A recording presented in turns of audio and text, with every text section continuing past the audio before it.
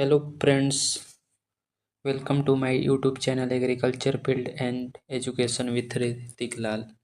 तो फ्रेंड्स, हम लोग इस क्लास में बात करने वाले हैं यूपी कॉलेज, महात्मा गांधी काशी विद्यापीठ और टीडीपीजी कॉलेज और डीडीयू जो बीएससी एग्रीकल्चर एंट्रेंस एग्ज़ाम 26 के बारे में हम लोग जानने वाले हैं।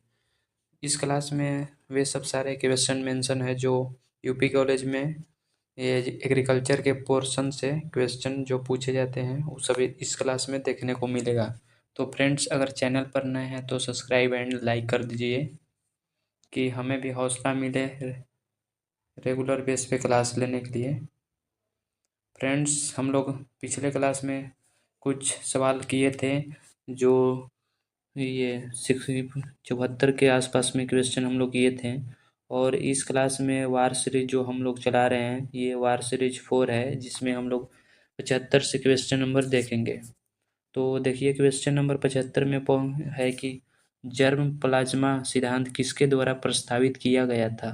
ऑप्शन ए दिया है जॉर्ज, ऑप्शन बी दिया है मेंडल, और ऑप्शन सी दिया है अगस्ट विसमैन, और ऑप्शन डी दिया है नन। तो आप लोग बताइए इसमें से कौन सा सवाल ये आंसर सही होगा। तो चलिए फटाफट क्वेश्चन को हम लोग करके आगे निकलते हैं। तो देखिए, अगस्ट विसमैन जो थे वही जर्म प्लाज्मा का सिद्धांत दिए थे। ऑप्शन सी सही आंसर है। तो चलिए नेक्स्ट क्वेश्चन की ओर हम लोग देखते हैं। क्वेश्चन नंबर 76 है, जीन के वैकल्पिक रूप को किस रूप में जाना जाता है। ऑप्शन ए दिया है एलील, ऑप्शन बी दिया है क्लोरोप्लास्ट, ऑप्शन सी दिया है न्यूक्लियस, ऑप्शन डी दिया है नन। तो आप लोग बताइए कौन सा होगा। तो फ्रेंड्स, हम लोग बात कर रहे हैं जीन के वैकल्पिक रूप को हम लोग एलील कहते हैं, यानी ऑप्शन ए इज सही। चलिए आगे क्वेश्चन हम देखते हैं। Question number 77। क्वेश्चन नंबर 77 में है कि निम्नलिखित में से कौन सा कोशिका का नियंत्रण केंद्र है। तो ऑप्शन देखिए, ए है एलील, ऑप्शन बी है क्लोरोप्लास्ट, ऑप्शन सी है न्यूक्लियस, ऑप्शन डी है नन। तो आंसर बताने से पहले फ्रेंड्स, अगर चैनल पर नए हैं तो सब्सक्राइब कर दीजिए प्लीज़ फ्रेंड्स। तो देखिए, कोशिका का नियंत्रण केंद्र है nucleus, option C is right answer. चलिए क्वेश्चन नंबर 78 देखते हैं। क्वेश्चन नंबर 78 में है कि निम्नलिखित में से कौन सा बेस यानी क्षार डीएनए में मौजूद नहीं होता है।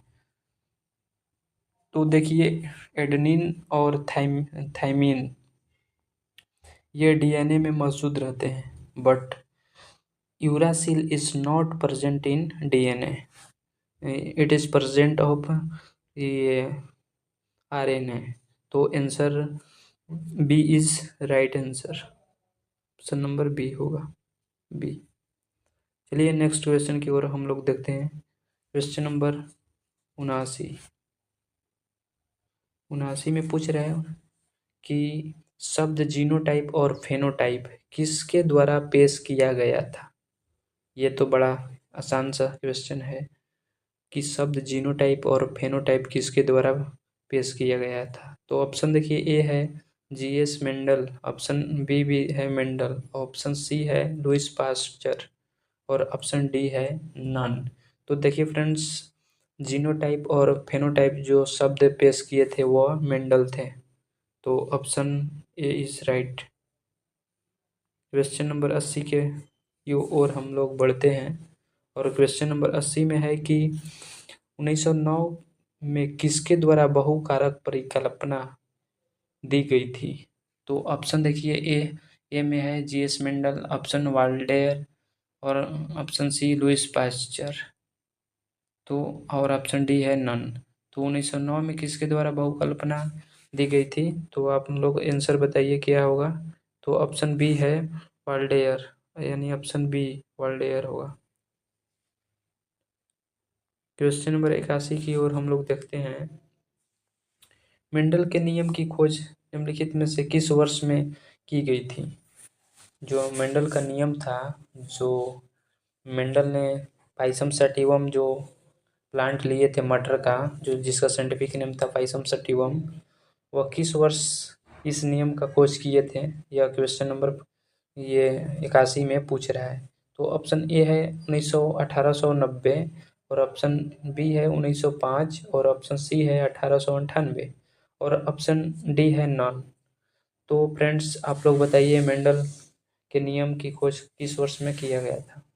तो फ्रेंड्स ऑप्शन बी जो है 1905 is right answer. Question number next 82 में पूछ रहा है कि प्राकृतिक चयन के माध्यम से प्रजातियों की उत्पत्ति का सिद्धांत किसके द्वारा प्रस्तावित किया गया था? तो ऑप्शन ए है लेमार्क, ऑप्शन बी है मेंडल, ऑप्शन डी है डार्विन और ऑप्शन सी में डार्विन और ऑप्शन डी में नॉन। तो फ्रेंड्स प्राकृतिक चयन के सिद्धांत जो था मेंडल, ये डार्विन द्वारा दिया गया था। Option C is right. Next question 83 की ओर हम लोग देखते हैं। इसमें पूछ रहा है कि अर्धसूत्री विभाजन वन या अर्धसूत्री विभाजन वन के निम्नलिखित में से किस उपचरण में गैर वहन क्रोमैटिक के बीच क्रोमैटिक का आदान प्रदान पूरा होता है? तो ऑप्शन दिया है ए में पैचिटिन, ऑप्शन डी में डिप्लोटिन, ऑप्शन सी में जिगोटिन और ऑप्शन डी में नन। तो जो वहन क्रोमैटिक के बीच अलग होते हैं या आदान प्रदान होते हैं वह ये प्रोफेस वन होता है, यानी पैचिटिन होता है। Option A is right answer. चलिए क्वेश्चन नंबर 84 की ओर हम लोग देखते हैं। और देखिए क्वेश्चन नंबर 84 में फ्रेंड्स पूछ रहा है कि एक से अधिक वर्ण के अभिव्यक्ति को प्रभावित करने वाले जीन के निम्नलिखित में से किस रूप में जाना जाता है? तो ऑप्शन ए दिया है एकाधीन जीन, ऑप्शन बी में दिया है डिप्लोटिन और ऑप्शन सी में दिया है जिगोटिन। यानी देखिए एक से अधिक वर्णों के अभिव्यक्ति को प्रभावित करने वाला जो जीन होता है ना, वो होता है एकाधीन जीन यानी multiple gene. Option A right answer. Question number 85 की ओर हम लोग देखते हैं। और क्वेश्चन नंबर 85 में हम लोग देख रहे हैं कि एक जीन का अन्य गैर युग्मक जीन के जीनोटाइपिक अभिव्यक्ति का प्रभाव को निम्नलिखित में से क्या कहा जाता है? बताइए आप लोग क्या होगा, क्या कहा जाता है बताइए। ये क्वेश्चन आप लोग के लिए छोड़ दे रहे हैं, नेक्स्ट क्वेश्चन की ओर देख रहे हैं। ये आपको लिए है। चलिए नेक्स्ट क्वेश्चन की ओर हम लोग देखते हैं। कमेंट बॉक्स में उसका क्वेश्चन नंबर 85 के आंसर जरूर मेंशन कीजिएगा कि हमें लगे कि आप लोग अच्छे से पढ़ाई कर रहे हैं या नहीं। देखिए यूपी कॉलेज का जो एंट्रेंस एग्ज़ाम 2026 का है उसका फॉर्म ऑनलाइन 19 मार्च से पोर्टल पे एप्लीकेशन आपको फिल करना होगा, यानी भराएगा। आप लोग उसको फिल कर दीजिएगा कि आप लोग उस एग्ज़ाम में जो 2025 और 26 का जो एग्ज़ाम है, 26 में जो होने वाला है उस आप लोग उसको अच्छी तरह से एग्ज़ाम दे सकें।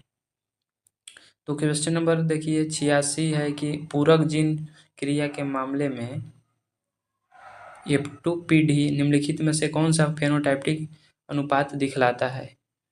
तो देखिए ऑप्शन है आपका ए में तो प्लेटोपी है और बी में है 9:3:4 है और ऑप्शन सी में दिया है 1:2 है, ऑप्शन डी में नन। तो देखिए जीन के पूरक जीन के मामले में F2PD जो दिखाता है फेनोटाइपिक अनुपात वह 9:3:4, ऑप्शन बी। चलिए नेक्स्ट क्वेश्चन की ओर हम लोग देखते हैं।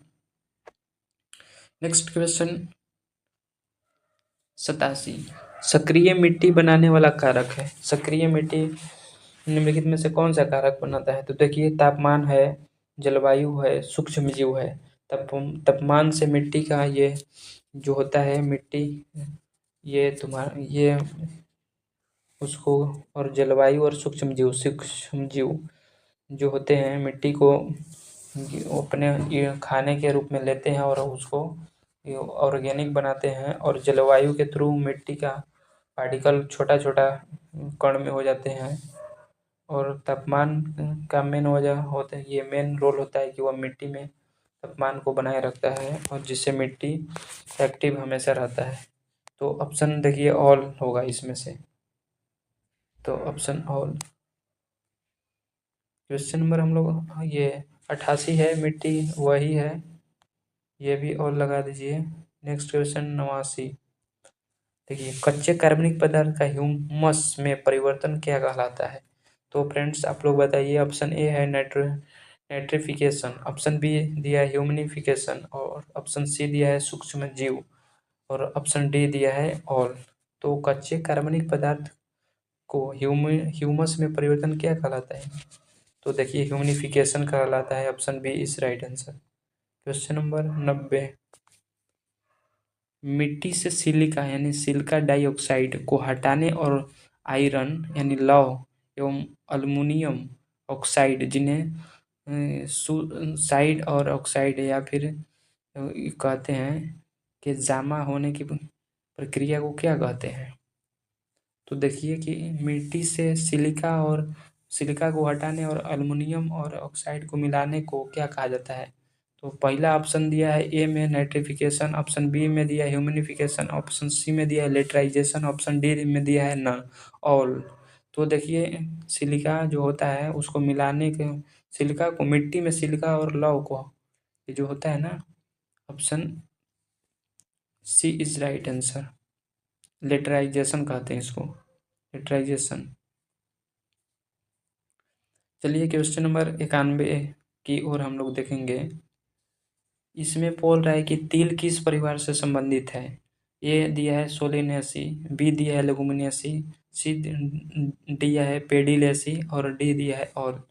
तो तिल जो होता है ना, उस वह अपना उसका परिवार होता है फैमिली पेडिलिएसी। ये भी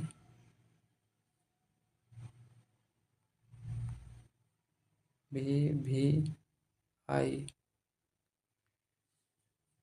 याद रखिएगा, इम्पोर्टेंट क्वेश्चन है। Question number next 92। टमाटर किस परिवार से संबंधित है। ऑप्शन ए दिया है सोलिनेसी, ऑप्शन बी दिया है लेगुमिनेसी, ऑप्शन सी दिया है पेडिलेसी, ऑप्शन डी दिया है ऑल। तो टमाटर जो होता है सोलिनेसी परिवार से संबंधित होता है। जितने भी चोखा वाले फसल होते हैं, चोखा वाले चोखा वाले वाले फसल है उसे पेडिलेसी कहते हैं, सोलिनेसी कहते हैं। ठीक है, याद रखिएगा, ट्रिक है यह। चलिए नेक्स्ट क्वेश्चन की ओर हम लोग देखते हैं। तिलहन फसल के लिए एनपीके का अनुपात क्या होता है।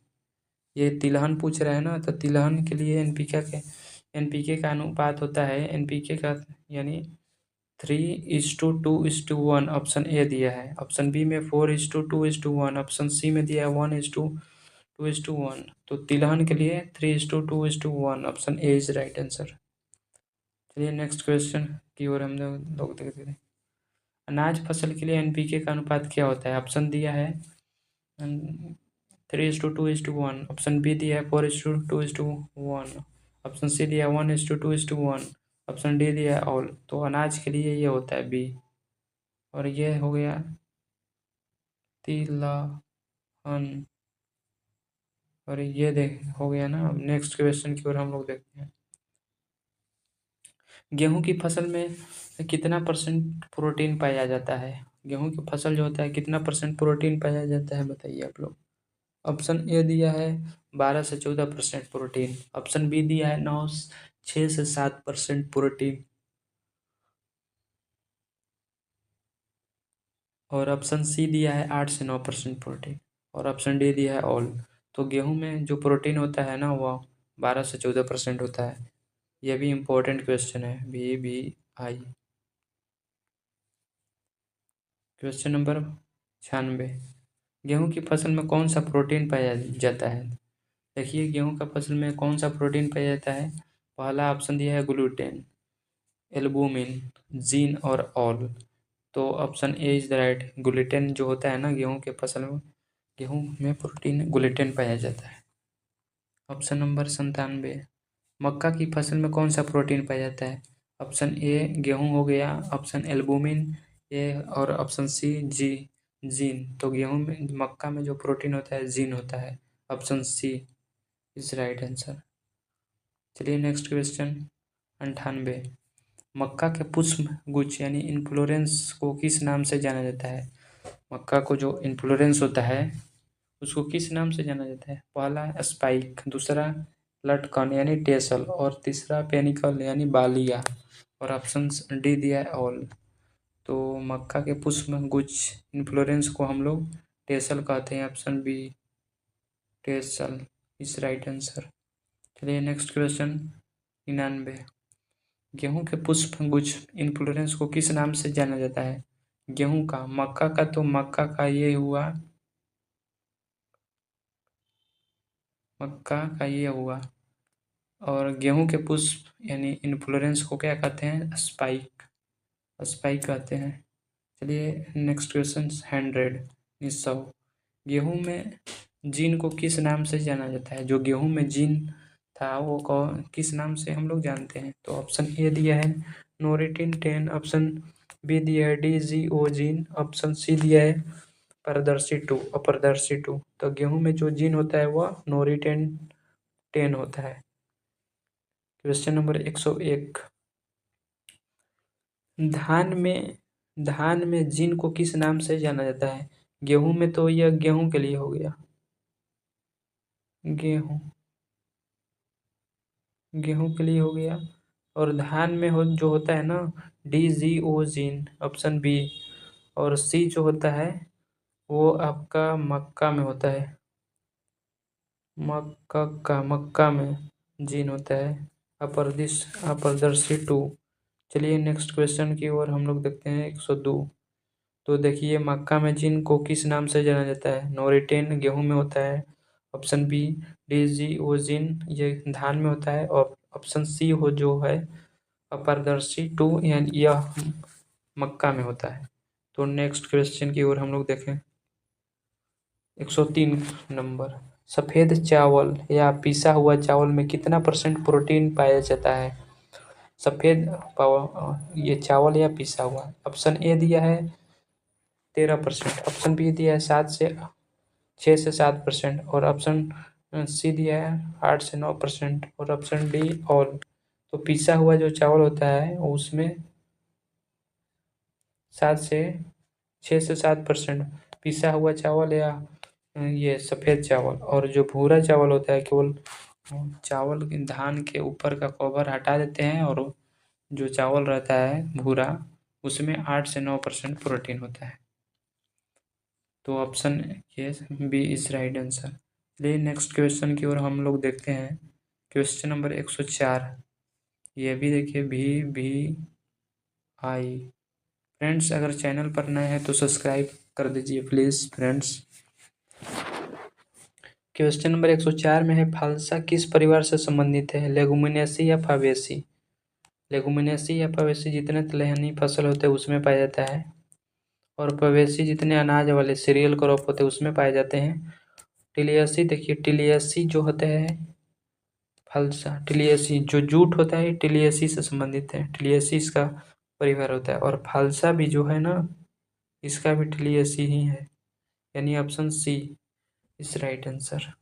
तो चलिए नेक्स्ट क्वेश्चन की ओर देखते हैं 105 नंबर क्वेश्चन। ये DWR directorate of wheat research कहाँ स्थित है? ऑप्शन ए दिया है करनाल, ऑप्शन बी दिया है दिल्ली, ऑप्शन सी दिया है मध्य प्रदेश MP के जबाल शहर में। तो directorate of wheat research Karnal में है, ठीक है।